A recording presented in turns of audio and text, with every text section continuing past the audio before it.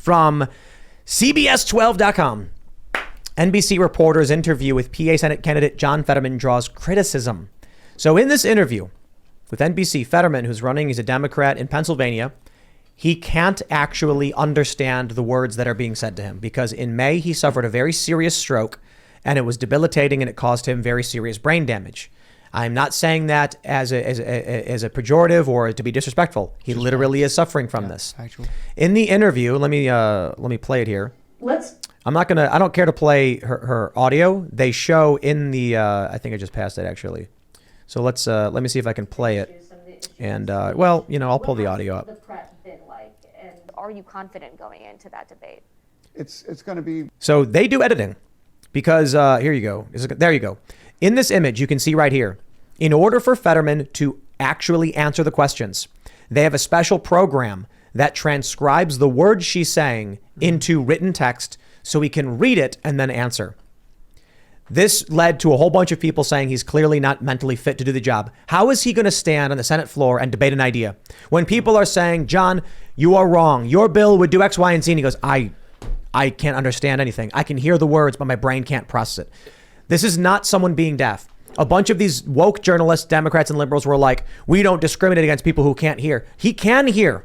He can hear perfectly. His brain cannot process the audio. That to me is very, very serious. Right. Yeah, I'll tell you this, man.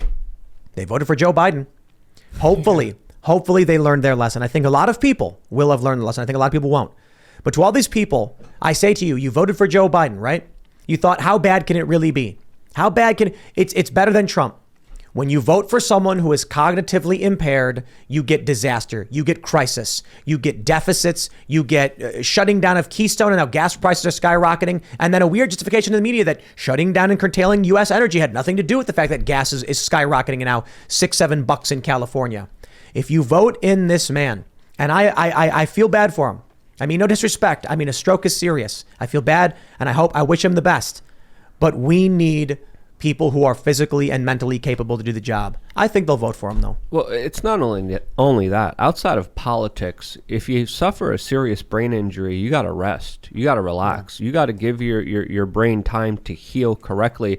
And just by shoving him into the camera, shoving him on stage all the time, that's not good for an individual who suffered a severe injury to his mind. And, if people really did care about this individual, if people really were looking out for his best interest, they would be making sure he healed correctly before putting him up there on the stage. Yeah. I mean, I have had a brain injury as well. I had a brain injury in 2015. I fell asleep driving and hit an accident response vehicle on the road. Whoa. And I cannot even imagine being put on stage, let alone, having to be a representative for people that are voting me into power into the United States. Like, I don't remember if he's running for the House, Congress. I forget what he's running for now. But I would never want to be in that situation. It would be unbelievably hellish. It'd be extremely stressful because just coming out of that is already such a challenge. So, what did you do to recover? I spent some time with my parents actually in the UK, funnily enough. But it took me, I would say, you feel like you're recovered after about a year, 2 years, but you really only realize maybe 5 years later that, wow, okay, now I'm fully recovered from my brain injury. So I honestly can't even remember or imagine what he's going through right now. Not to give him quarter or anything like that, but I would never put myself in a situation where I'm being a representative for other people, let alone, being forced to read to respond to everything. That's wild. Yeah. Wild. A lot of soldiers on the front lines of battlefields are told to not be on the battlefield for too long because of the concussions and the shooting and the grenades and the explosions and the sounds literally rock their heads to the point where they get serious brain injuries. They're told to literally get off the battlefield, go into a dark, quiet room, and make sure there's no stimuli, make sure you could actually rest and relax your brain. So when you're put on stage, when you're being quizzed during an interview, when you're taking questions from individuals, you're not allowing your brain to rest. When you can't even interpret sounds, you're not allowing your brain to rest. So it's just a sad situation overall, and it's sad seeing him slur his words. And, a lot of people are using this for political talking points, but it's beyond that, I think. It is. But come on, the dude should have dropped out. The Democratic Party should have said, look, man, you had a stroke. I'm sorry. But I think as much as I can say, I'm sorry to the man for having a stroke and I wish him the best, where I will criticize him heavily is his arrogance. His arrogance in thinking, I'm going to keep going. Okay, man. We see what happens with Joe Biden, and now you're going to get it in Pennsylvania when the people vote for this guy. It's going to be bad. He's going to be in a meeting, and someone's going to say something like, "There's an emergency, and we have to act now. There's a crisis on the bridge." And he's going to be going, "I don't know what you're saying. You need to call it in now. We've got a flood. There's damage. There's people dying. Can someone get a CC machine in here so I can understand?" What do you do? I'm sorry, man. This is a guy. Look, I get it. He's running for Senate. He's not running for, he's lieutenant governor now. That's bad enough. He should have resigned. I don't know if he's still in that position, but he's going to be on the Senate floor, and they're going to be saying there's an emergency. They're going to bring him in, and they're going to have to get him a special computer. Look, technology is fantastic. Before this technology existed, even maybe 10 years ago, he'd be done. That's it. Sorry. Have a nice day. You can't understand words being said to you. You can't do this job. And because of the technology we've invented that can transcribe words into text, which is a relatively new thing, he is now saying, okay, I can do it. I have tried using transcription software. There have been many circumstances where like Biden's giving a speech and I need to grab like a chunk of the quote. And I'm like, I got to write this down. So what I'll try and do is I'll download voice to text, or I'll use the internal voice to text, and it's full of errors. Yeah. And what happens when someone says something like, imagine this person saying, "Listen here, my sister," and then it says "Mr." instead of "my sister." There's like words get jumbled too quickly, and then he's reading it and he reads the wrong thing and gives a bad answer. Right. Yeah, they make mistakes all the time. It's not perfect technology. It's new technology. You know, whenever you have captions, even on social media, you have to look through every single word because there could be a big mistake there that the algorithm could find and pick up and automatically ban you for even using specific words on a lot of the social media platforms. Imagine, but I just kind of want to point out: is it really him or is it the people behind him? Because again, this is a man who suffered a serious injury. Does he even how aware of he is of the current situation? And a lot of people, when they're injured, they don't want to see themselves as injured. A lot of times they don't want to heal. They don't want to rest. Exactly. So he might be pushed by other individuals, by other interests who are saying this is too much of an important race for us to lose. There might be a Democratic machine, special interest, big money saying, hey, we invested in you. We want our payout. We don't care. Go out there on stage, sing a dance for us, because a lot of politics is that. Big money controlling individuals to be their puppets. Politicians are puppets, in my opinion. And to me, there's a lot of puppet hands behind this major race that the whole nation is looking at. Here's another interesting tidbit. He probably could watch this podcast of us critiquing and talking about his health, and he wouldn't understand it at all. The closed captioning, auto-generated on these videos or whatever. For I'm thinking of like, what if Ben Shapiro was trying to tell him something? And Ben Shapiro talks fast. He does. So you get someone like, imagine someone says, John, you got to watch the latest Daily Wire with Ben Shapiro. He says a bunch of things you need to, you'll want to be apprised of. And he's been talking really, really fast. There's a prominent issue when it deals with taxes in the United States government. And we got all these senators that are coming in, and he's going to be like, the voice to text doesn't work on this.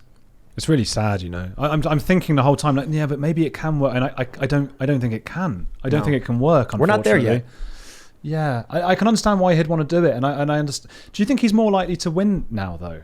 Well, right now the aggregate polling has him 6 points up, but we've seen from aggregate polling in the past several elections a 7-point swing in favor of Democrats. So it looks like it may actually go to Dr. Oz. And NBC in this interview said the race is now a toss-up.